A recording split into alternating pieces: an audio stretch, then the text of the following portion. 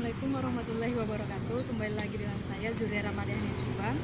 Baiklah, saya akan menjelaskan tentang apa itu hukum perdata internasional. Yang pertama kita harus membahas tentang pengertian. Yang pertama, hukum perdata internasional yaitu hukum yang mengatur tentang orang dengan badan hukum yang mana melampaui batas negara. Di dalam hukum perdata internasional merupakan bagian daripada hukum nasional. Terus masalah yang timbul dalam hukum perdata internasional itu ada tiga.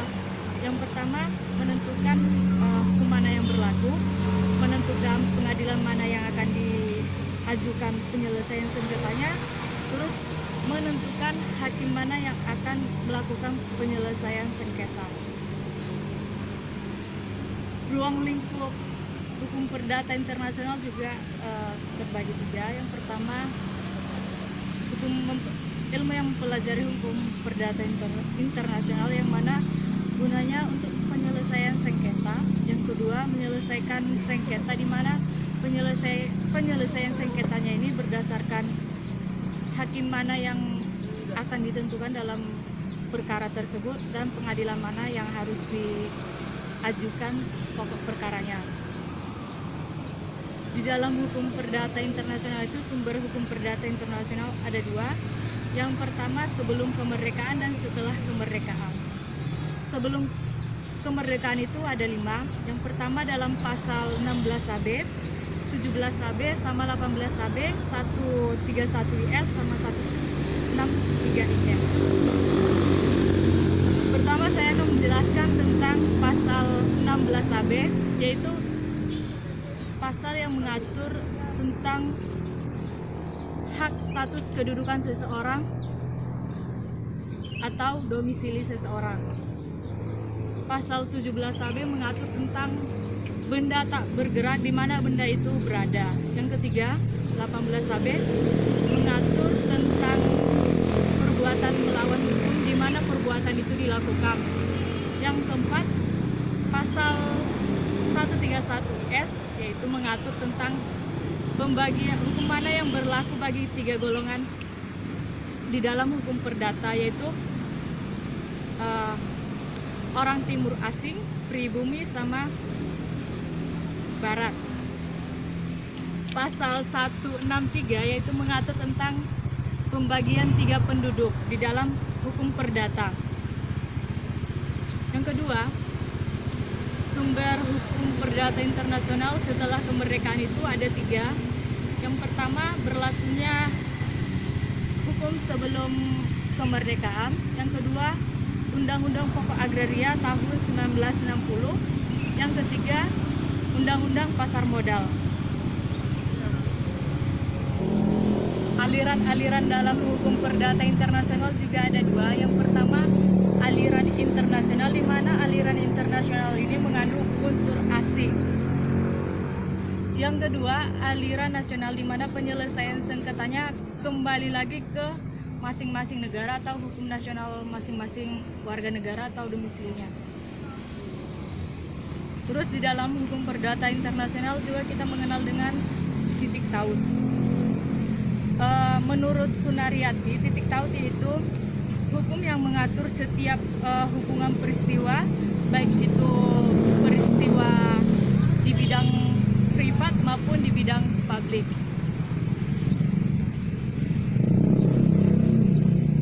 Tiga. Titik taut ini sendiri merupakan pengertian, kita definisikan lebih luas. Titik taut ini merupakan fakta-fakta atau peristiwa hukum yang mana menunjukkan peranan khusus atau hukum itu sendiri. Di dalam titik taut ini terbagi 2, titik taut primer sama sekunder. Titik taut primer ini adanya hubungan hukum atau peristiwa hukum yang mengandung hukum perdata internasional. Terus yang kedua, titik taut sekunder yaitu adanya hukum untuk menentukan atau menentukan pilihan hukum itu sendiri. Terus di dalam hukum perdata internasional ini adanya asas-asas hukum internasional. Yang pertama, asas nasionalisme, asas domisili, asas hukum kewarisan, asas hukum keluarga, asas hukum perjanjian perjanjian, sama asas hukum perbuatan melawan hukum. Baik, saya akan menjelaskan tentang asas hukum nasionalisme atau asas hukum kewarganegaraan. Di dalam asas hukum kewarganegaraan ini terbagi menjadi dua, yaitu asas ius soli sama ius sanguinus, yang mana ius sanguinus ini menentukan kewarganegaraan berdasarkan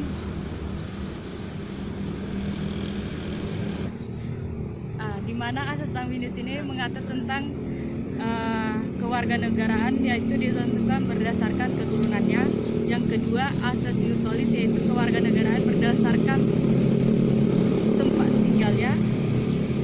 Terus yang kedua, asas domisili terbagi menjadi tiga. Yang pertama, domisili of organ, domisili of defense, domisili of choice, di mana domisili of choice ini adanya pilihan hukum.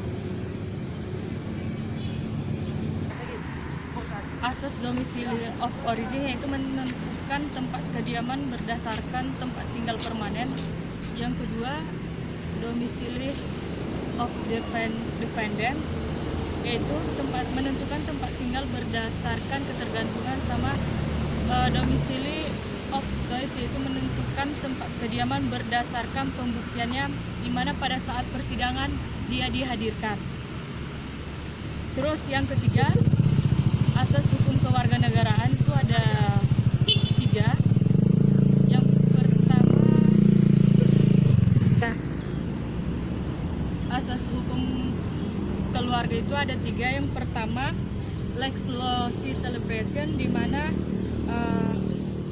tempat atau diadakannya pernikahan tersebut. Terus yang kedua, di mana salah satu pihak berasaskan asas nasionalitas, dan yang ketiga, di mana salah satu pihak berasaskan domisili. Terus asas-asas dalam badan hukum. Yang pertama, asas kewarganegaraan atau domisili pemegang saham, di mana pemegang saham itu berdomisili. Yang kedua, di mana perusahaan itu melakukan pusat kegiatannya atau administrasinya. Yang ketiga, di mana perusahaan tersebut melakukan kegiatan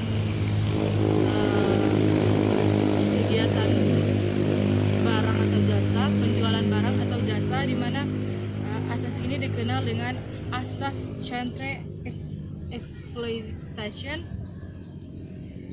Yang ketiga, asas list of incorporation.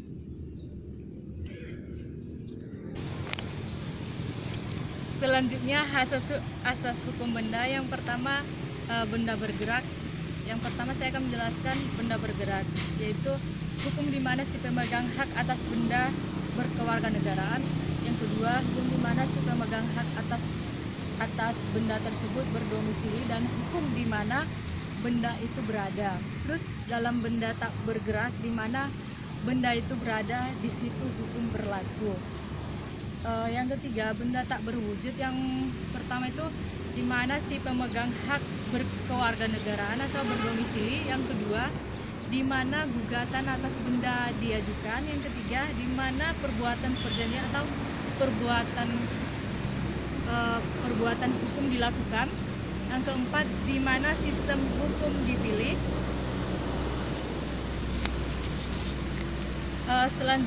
Selanjutnya, asas perjanjian. Yang pertama, facta sunt servanda. Yang kedua, lex loci contractus. Yang ketiga, lex loci solution. Yang kelima, asas perbuatan melawan hukum. Yang pertama, di mana perbuatan itu dilakukan, di situ penyelesaian sengketanya. Yang kedua, di mana akibat atau perbuatan itu atau kerugian tersebut dilakukan. Yang ketiga, di mana tempat perjanjian itu dilaksanakan. Yang keenam, asas hukum waris.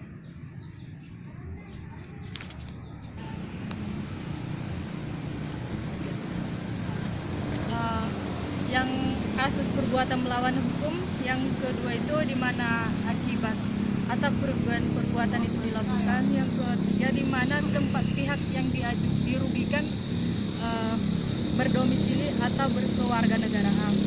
Yang keenam, asas hukum waris. Yang pertama, di mana benda itu berada, di mana si pewaris berdomisili atau berkewarganegaraan.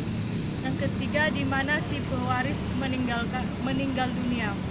Demikianlah presentasi saya. Assalamualaikum warahmatullahi wabarakatuh.